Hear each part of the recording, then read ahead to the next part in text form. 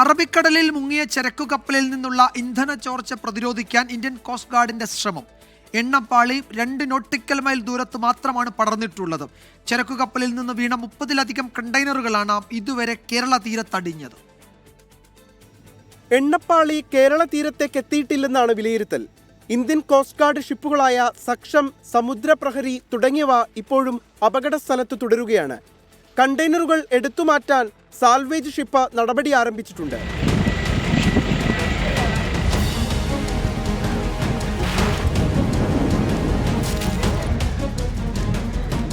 കൊല്ലത്തെ തീരങ്ങൾക്കു പിന്നാലെ വർക്കല, അഞ്ചുതെങ്ങ് തീരങ്ങളിലും കണ്ടെയ്നറുകൾ അടിഞ്ഞു.